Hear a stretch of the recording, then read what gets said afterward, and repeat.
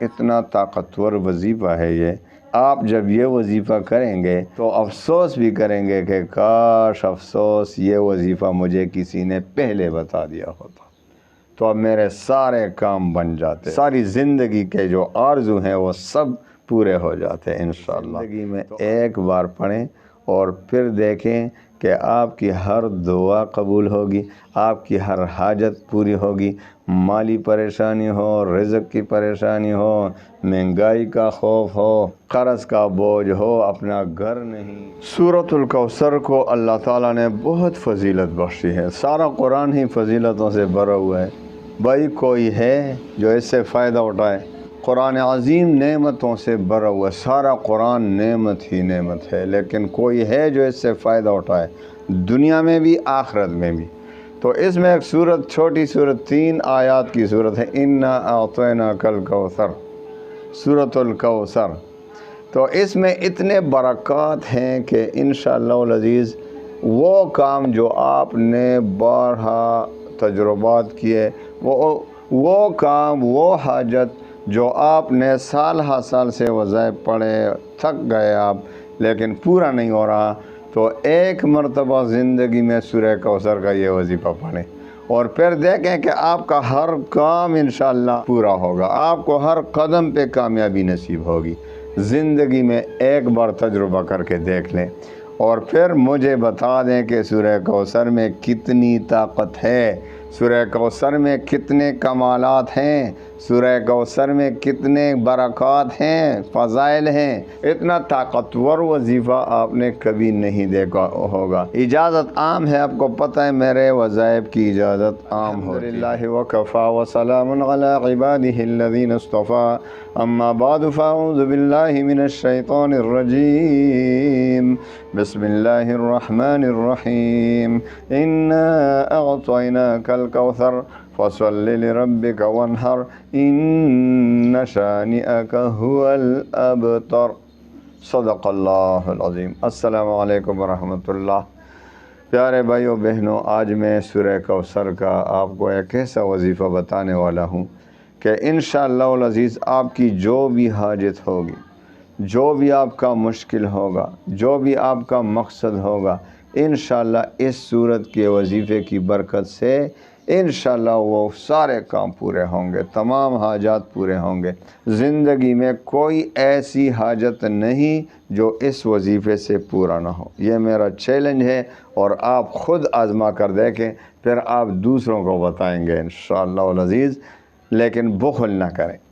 بہت سے لوگوں کو ایک خاص وظیفہ کسی بزرگ نے دیا ہوتا ہے لیکن وہ بخل کرتے ہیں، ایک شخص تھا جو اس کو دانت کے درد کا وظیفہ کسی نے دیا تھا، تو وہ کسی کو بھی نہیں بتاتے تھے، کسی کو۔ کوئی کہتا یار مجھے بتا دو، سکھا دو یہ دم، وہ بالکل جب 7 مرتبہ وہ دم کرتا تو بالکل دانت کا درد بالکل ختم ہو جاتا۔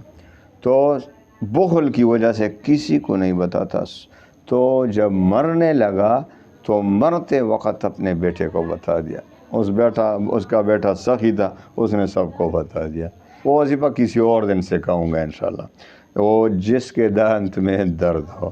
آئیے اب ہم وظیفے کی طرف آتے ہیں۔ سورہ کوثر کا وظیفہ، سورہ کوثر کا وظیفہ اتنا طاقتور وظیفہ ہے یہ کہ آپ جب یہ وظیفہ کریں گے تو افسوس بھی کریں گے کہ کاش افسوس یہ وظیفہ مجھے کسی نے پہلے بتا دیا ہوتا، تو اب میرے سارے کام بن جاتے، ساری زندگی کے جو آرزو ہیں وہ سب پورے ہو جاتے انشاءاللہ۔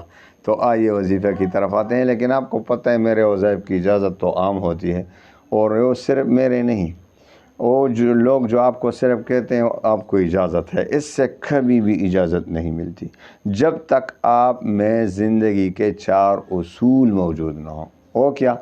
5 وقت کی نماز کی پابندی۔ بھائی جو 5 وقت کی نماز نہیں پڑھتا اس کا وظیفہ کیا کام کرے گا؟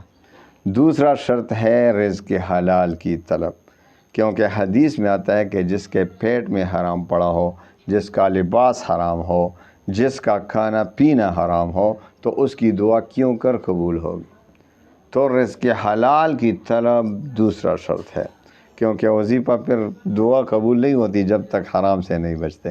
تیسرا شرط ہے اللہ تعالیٰ پر یقین اور اعتماد کامل ہو۔ جب آپ وظیفہ پڑھتے ہیں تو اللہ تعالیٰ پر کتنا یقین ہے، شک تو نہیں ہو رہا۔ حدیث قدسی میں ہے کہ حضور پاک صلی اللہ علیہ وسلم فرماتے ہیں کہ اللہ تعالیٰ فرماتے ہیں، حضور پاک صلی اللہ علیہ وسلم فرماتے ہیں کہ اللہ تعالیٰ فرماتے ہیں کہ میں اپنے بندے کے ساتھ اس کے ظن اور گمان کے مطابق ہی معاملہ فرماتا ہوں، یعنی جس طرح وہ مجھ پر یقین رکھے گا، گمان رکھے گا، میں اسی کے مطابق معاملہ فرماؤں گا۔ تو جو شخص اللہ پہ یقینی کامل کے ساتھ دعا مانگ رہا ہے کہ میری دعا ضرور سن لے گا، ضرور میری فریاد میں مجھ پر رحم فرمائے گا، تو اللہ تعالیٰ اس کی دعا قبول فرما لیتے ہیں اسی گمان کے مطابق۔ اور جو شک کر رہا ہو تو شک نہیں چلتا بھائی اللہ تعالیٰ پہ، تو اللہ تعالیٰ اس کو رد فرما لیتے ہیں، کیونکہ اللہ تعالیٰ فرماتے ہیں میں اس کے ظن گمان کے مطابق معاملہ فرماتا ہوں۔ تو شک کرتا ہے تو شک کے مطابق اس کی دعا رد ہو جاتی ہے۔ چوتھا اور آخری شرط وظیفے کا تلفظ ٹھیک ہو۔ ابھی جو سورہ کوثر کا وظیفہ دے رہا ہوں تو آپ کو سورہ کوثر صحیح طور سے پڑھنا آتا ہے۔ بہت سے لوگ وظائف پڑھتے ہیں غلط پڑھتے ہیں، تو غلط پڑھتے ہیں تو وہی اس کا تو الٹا عذاب ہوگا۔ صحیح طریقے سے پورا قرآن سیکھ لیں۔ تو آئیے اب ان 4 شرائط کی روشنی میں وظیفے کی طرف آتے ہیں۔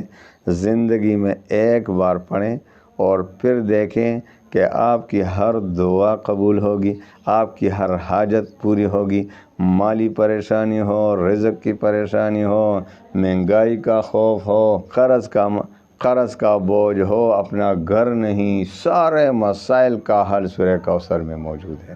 تو آئیے وظیفے کی طرف آتے ہیں۔ آپ نے ایسا کرنا ہے کہ اس کا ایک چھلا کاٹنا ہے۔ کیا کرنا ہے؟ خوف ڈرو نہیں، اتنا آسان چھلا ہے۔ پہلے چھلا کاٹیں گے تو آپ کا یہ صورت پھر ایسا ہوگا جیسا اسم اعظم بن جاتا ہے، پھر آپ تھوڑی تعداد میں پڑھیں گے کام بن جائے گا۔ چھلا کا طریقہ کیا ہے؟ آپ نے سب سے پہلے روزانہ 11 بار درود شریف اور 313 بار سورہ کوثر پڑھنا ہے۔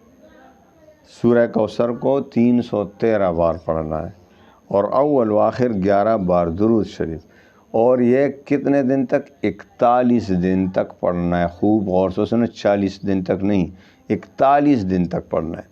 جب آپ 41 دن تک یہ پڑھیں گے تو آپ کا چلہ مکمل ہوا، آپ کو مبارک ہو۔ آپ کو چھوٹا موٹا صدقہ بھی کر لیں شکریہ میں کہ اللہ تعالیٰ کا شکر ہے مجھے یہ چلہ کرا دیا۔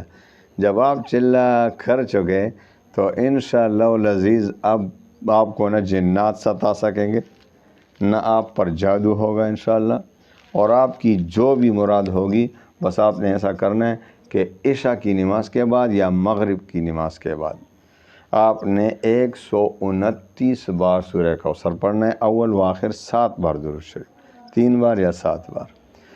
سورہ کوثر کو کتنی بار پڑھنے ہیں؟ 129 بار۔